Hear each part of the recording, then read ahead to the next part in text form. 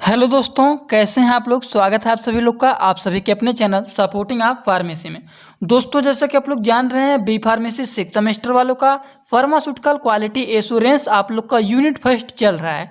तो आज के लेक्चर में हम लोग यूनिट फर्स्ट का जो टॉपिक है इंटरनेशनल स्टैंडर्ड ऑर्गेनाइजेशन, जो कि 60 वर्ड में लिखा गया है आपके सिलेबस में ISO, तो इसको आज के लेक्चर में टोटली कंप्लीट करेंगे। लेकिन लेक्चर स्टार्ट करने से पहले सभी लोग अपना एक बार सिलेबस निकाल लीजिए और देखिए आज के लेक्चर में हम लोग टोटली कितना कंप्लीट करेंगे। तो चलिए देखते हैं, आप लोग अपना सिलेबस निकाल लीजिए। देखिए सिलेबस मैं यहाँ पे लिख दिया हूँ। वैसे अच्छा खासा सिलेबस आप लोग को मैं दे ही दिया हूँ अपने टेलीग्राम ग्रुप में, वहाँ से आई होप आप सभी लोग कलेक्ट भी कर लिए होंगे। ठीक, तो देखिए हम लोगों ने ये सब कंप्लीट कर लिया। Quality assurance management, total quality management, ICH guideline ये भी कंप्लीट कर लिया।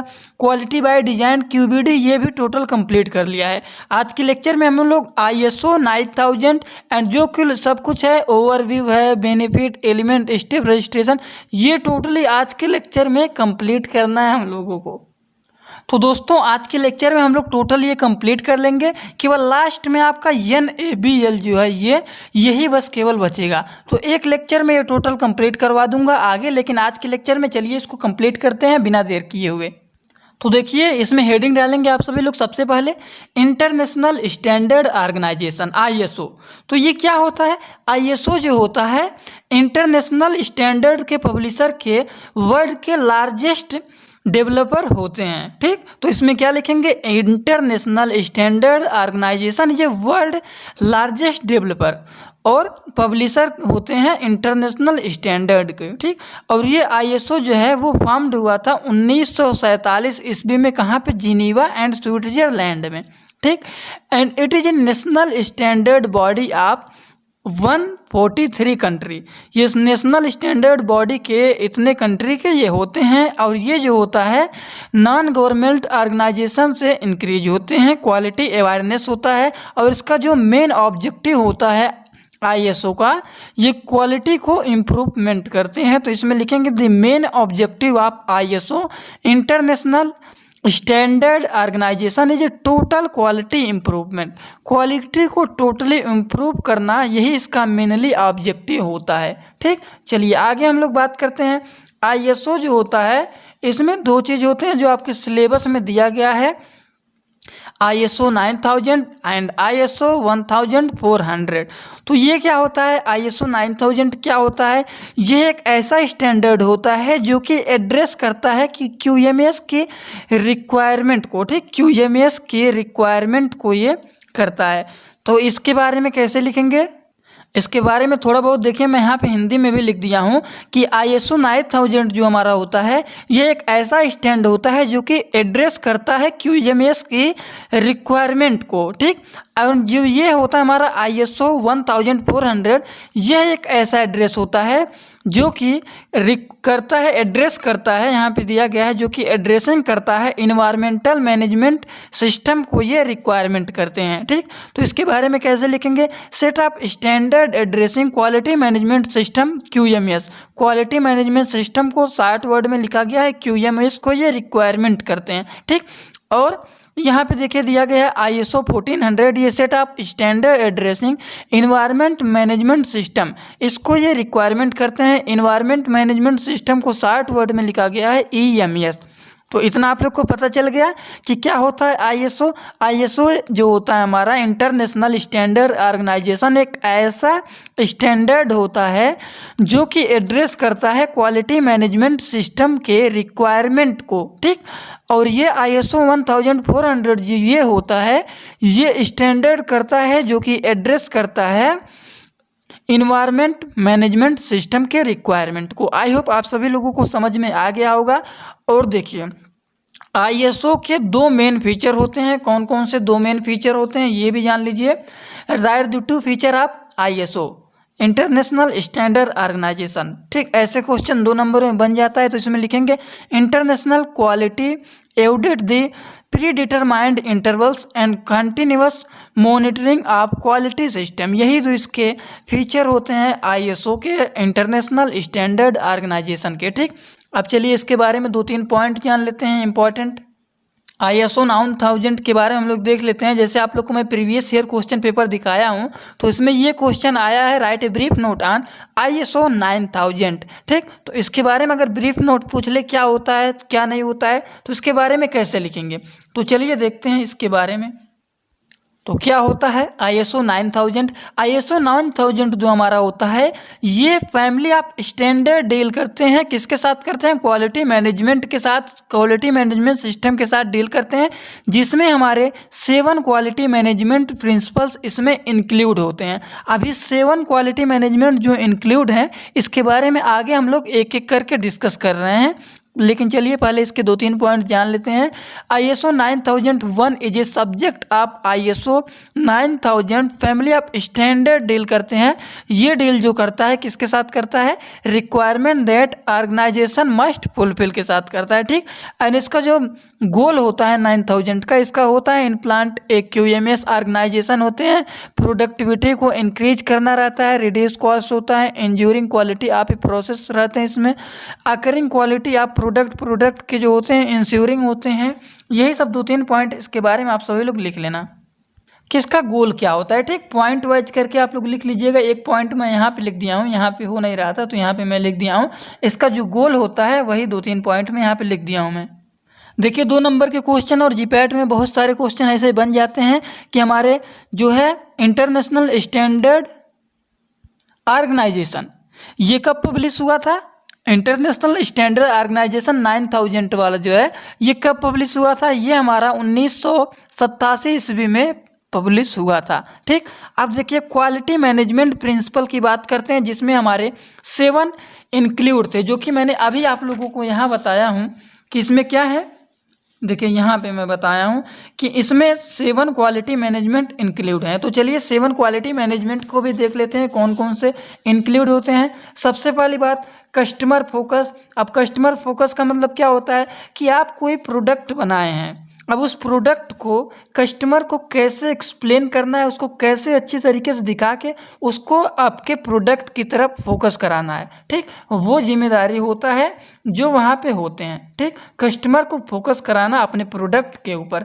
लीडरशिप होते हैं, एंगेजमेंट ऑफ पीपल, इंगेजमेंट किया जाता है पीपल्स पर जो उसमें होते हैं। और देखिए प्रोसेस अप्रोच होता है, इम्प्रूवमेंट होता है, एविडेंस बेस्ड डिसीजन मेकिंग किया जाता है, एंड रिलेशनशिप मैनेजमेंट। तो चलिए एक एक करके थोड़ा सा इसके बारे में जो लिखा हुआ है उसको बता देते हैं, जिससे आप लोग कंफ्यूज ना हो। ठीक, तो क्या होता है customer focus? As a organisation depend on the customer, ये डिपेंड करता है कस्टमर के ऊपर। Should understand current and the future customer need, ये जो होता है कस्टमर के ऊपर डिपेंड करता है, और उनको आप लोग को एक्सप्रेस करना है, कुछ अच्छी तरीके से कस्टमर को बताना है अपनी प्रोडक्ट के बारे में, जो आप लोग सेल कर रहे हैं, जो आप लोग दिखा रहे हैं उनको, तो आप लोग कैसे उन्हें बता रहे हैं, उसको अपने प्रोडक्ट की तरफ उनको फोकस कराना, यही हमारा होता है कस्टमर फोकस। और इसमें एक लीडर होते हैं, leadership. Leader should be create and the maintain international environment, leader जो होते हैं वो बनाते हैं और सभी चीज़ को मेंटेन करते हैं। और इसमें जो पीपल लोग होते हैं वो सभी लोग, जैसे किसी भी चीज़ करने के लिए बहुत सारी कंपनियां होती हैं, बहुत सारी इंडस्ट्री होती हैं, उसमें आप लोग जानते हैं केवल एक लोग नहीं रहते हैं, उसमें बहुत सारे लोग रहते हैं और सभी लोग मिल के एक काम को करते हैं और उसको फुली तरीके से सक्सेस कर देते हैं। ठीक, तो उसमें बहुत सारे लोग होते हैं, जिसमें बहुत सारे लोग होते हैं और वो फुली इन्वॉल्व होते हैं किसी चीज़ को करने के लिए। ठीक, तो वही यहाँ पे लिया गया है कि leader should be create maintain international environment, leader जो होते हैं वो क्रिएट करते हैं एंड मेंटेन करते हैं इंटरनेशनल एनवायरनमेंट को, जो कि इसमें शामिल होते हैं, सभी लोग इन्वॉल्व होते हैं in achieving the organisation objective, engagement of people. अब देखते हैं तीसरा, एंगेजमेंट ऑफ पीपल में क्या लिखेंगे? People at all levels are the essential of an organisation. देखिए जो बहुत सारे लेवल होते हैं, वहाँ पे बहुत सारे लोग होते हैं, सभी लोग एक लेवल के नहीं होते हैं। जैसे रहते हैं आप लोग, मान लीजिए किसी कॉलेज में पढ़ते हैं तो वहाँ पे केवल सभी स्टूडेंट ही रहते हैं, वहाँ पे स्टूडेंट भी रहते हैं, चपरासी भी रहते हैं, टीचर भी रहते हैं, डायरेक्टर भी रहते हैं, ये HOD भी रहते हैं, सब लोग मिल के एक आपके कॉलेज को चला रहे हैं। तो वैसे भी यहाँ पे जो होते हैं इसमें बहुत सारे लोग रहते हैं, कोई एक लेवल का नहीं रहता है कि केवल फार्मासिस्ट ही लगे हुए हैं, फार्मासिस्ट ही सब कुछ काम कर रहे हैं। उसमें बहुत सारे लेवल के लोग रहते हैं जो कि एसेंशियल रहते हैं ऑर्गेनाइजेशन के लिए, एंड देयर फुल इन्वॉल्व, जो कि सभी लोग इन्वॉल्व होते हैं, enables their ability to be use organisation and benefit. ठीक, अगला बात करते हैं प्रोसेस अप्रोच। दिख रहा है आप लोग को, a desire result achieved are the more efficiency when activities and related resources are the managed as a process. Improvement क्या होता है? Improvement are the organisation overall performance should be permanent objective of the organisation. ठीक, improvement करना, अपने product को improve करना, वही होता है इम्प्रूवमेंट। एविडेंस बेस्ड डिसीजन क्या होता है? इफेक्टिव डिसीजन बेस होता है, किस पे बेस होता है? Analysis of data and information. Analysis के डाटा और इन्फॉर्मेशन पर ये हमारा इफेक्टिव बेस्ड डिसीजन इन्वॉल्व होता है, इस पे बेस्ड होते हैं। ठीक, रिलेशनशिप मैनेजमेंट क्या होता है ये भी जान लेते हैं, जो कि 7 मैनेजमेंट, 7 क्वालिटी मैनेजमेंट इसमें इन्वॉल्व होते हैं, तो सातों के बारे में हम लोग जान लेते हैं। रिलेशनशिप मैनेजमेंट क्या होता है? रिलेशनशिप मैनेजमेंट को शार्ट में बोलते हैं RM. RM for the sustain success on organisation manage it relationship with external provider like supplier हो गए, कंट्रैक्टर हो गए, सर्विस प्रोवाइडर, यही सब इसमें होते हैं रिलेशनशिप मैनेजमेंट में। ठीक, चलिए इंपॉर्टेंट बात करने जा रहे हैं हम लोग, बेनिफिट क्या होता है इसका ISO 9000 का। तो चलिए देख लेते हैं बेनिफिट भी इसका। तो बेनिफिट देख लेते हैं क्या होता है। By evaluating their condition organisation can be define who is affected, जो कि अफेक्टेड होते हैं work and what they expect के द्वारा, and this is enable to set the business objective and identification of new business opportunities. And एक यहाँ पे दिया गया है, 3-4 पॉइंट में लिख दिया हूँ, इसको आप लोग ध्यान से देखेंगे समझ में आ जाएगा। Organisation can identify and address the risk associated with their organisation and organisation meet the necessary statutory and regulatory requirement भी होते हैं इसके benefit. And organisation can be expand into new market as the some secretor and the client require ISO before the doing business. ठीक, ये 2-4 point इसके लिख दिया हूँ, इसका आप लोग बेनिफिट भी लिख लेना, इंपॉर्टेंट है। 2 नंबर में कभी कभी 60 में पूछ लेता है, right the benefit of ISO 9000। ठीक, तो इसका बेनिफिट भी इंपॉर्टेंट है, लिख लीजिएगा आप लोग। देखिए ISO 9000 सर्विस ऑफ स्टैंडर्ड, तो कौन कौन से सर्विस कब हुए हैं?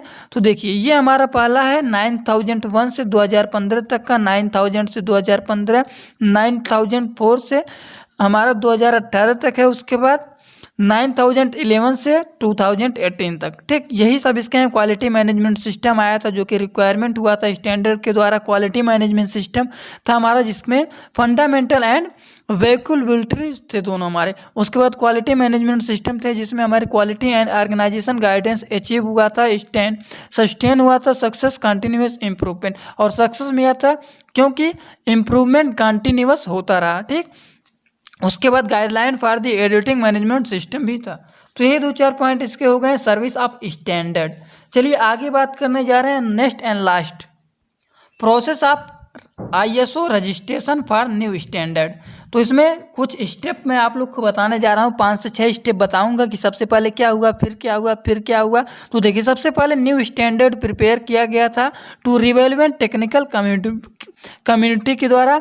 उसके बाद वर्किंग ग्रुप हुआ था कि एक्सपर्ट जो हैं उन्होंने स्टार्ट किया डिस्कशन एंड प्रिपेयर किया वर्किंग ड्राफ्ट। उसके बाद फर्स्ट वर्किंग ड्राफ्ट शेयर्ड हुआ था किसके साथ?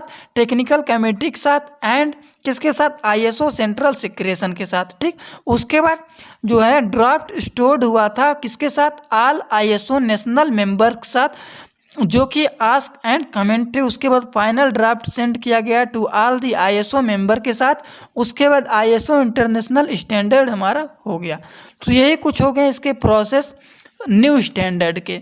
उसके बाद देखिए ISO registration process for organisation. तो चलिए देख लेते हैं ऑर्गेनाइजेशन के, हम लोग न्यू स्टैंडर्ड देख लिए, process of ISO registration for new standard देख लिया। उसके बाद हम लोग बात करने जा रहे हैं ISO registration for process for the organisation.